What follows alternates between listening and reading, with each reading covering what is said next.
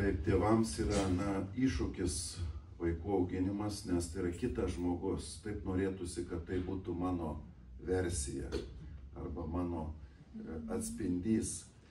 Bet tai yra kitas laisvas žmogus, kurį galiu tik tai palydėti, galiu jam padėti, bet lemiantys sprendimai vis dėlto yra to žmogaus rankose. Net vaikas jau pergyvena, kad jam neduoda pasirinkti, pavyzdžiui. Gali to kartais eksperimentą padarai, du vaikai, vienam duodi 2 obuolius, kitam 1 ir jau verkia. Tai kita gavai obuolį. Ne, neteisybė. Įsivaizduoju, dar tas vaikas nekalba, o jau jis jaučia neteisingumą, pavyzdžiui. Tai ir labai įdomu ta mūsų prigimtis, kaip surėdyta. Ką tėvai brangiausio gali perduoti vaikams, tai savo liudijimą tikėjimo, kaip jie atrado tikėjimą, kaip jie gauna iš tikėjimo paramą. Nes šiaip, jeigu tu liudiji savo gyvenimu tą tikėjimo atramą, kažkaip vis tiek vaikai į tave žiūrės, kažkaip perims bent jau dalį tavo tos stiprybės, kurią jaučia, kad pats turi. Ir aišku, mano manimu, idealiausias dalykas, jeigu pavyksta tėvam melstis kartu su vaikais, tai yra aukščiausia bendrystės forma tėvų ir vaikų. Aišku, visokie užsiėmimai, pokalbiai, kelionės, jie labai svarbus. Bet jeigu su vaiku pavyktų melstis kartu, aš manau, kad tai įeina į pačią intimiausią asmenų bendrystę, kuri padaro neįtikėtiną įtaką. Čia tas pats kaip ir sutuoktiniai. Jeigu jie meldžiasi, jie yra pačiam intensyviausiam intimumo aplinkoj. Tai vaikams ne visada sekasi tai perduoti ir tikrai nemažai tėvų kreipiasi, pergyvena ir klausia, ką daryti.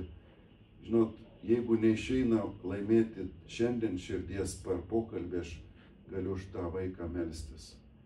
Malda yra neįtikėtina galia ir anksčiau ir vėliau jinai suveikia. Kartais vėliau suveikia. Štai Augustinas, šventasis, motina meldėsi 30 metų. Bet kai jis atsivertė, padarė įtaką visam pasauliu, visai bažnyčiai, visai, sakytume, krikščioniško skelbimo krypčiai, kurie neįtikėtina įtaka per visus laikus eina. Tai motinos malda yra nepaprastai galinga.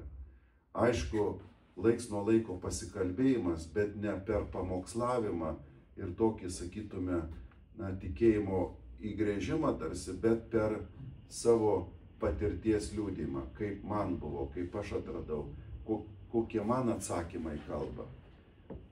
Šiaip jauni žmonės ieško ir dažniausiai tikrina mus, ar mes stovime tvirtai ant savo tikėjimo.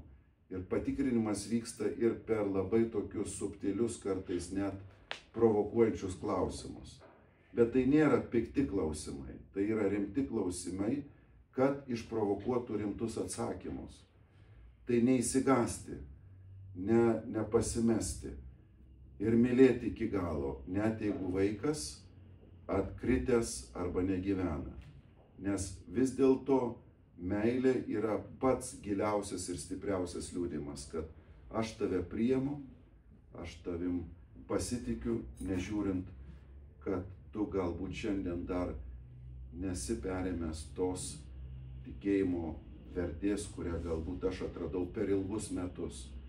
Vaikui ir kartais užtrunka ilga kelionė, kartais per klaidas ateina atradimai.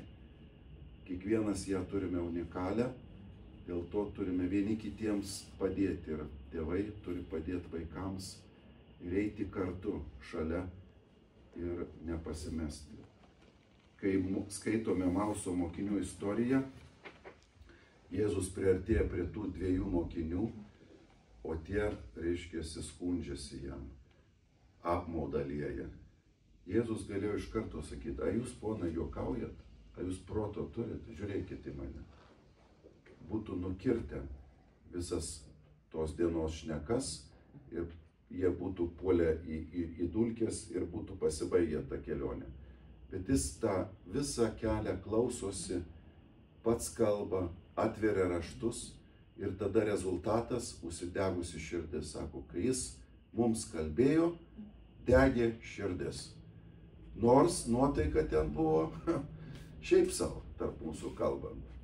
Ten nuotaika buvo, o mes tikėjomės vos ne, kad jis mus apgavo. Tokia nuotaika buvo.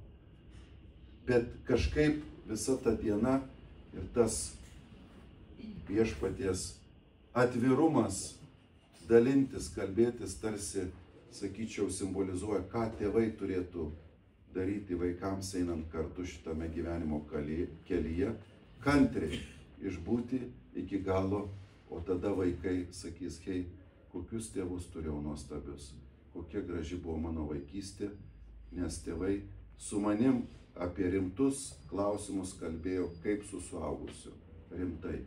Ir aš turiu šitą dovaną, nes jinai buvo man perduota kaip brangiausias palikimas mano tėvų.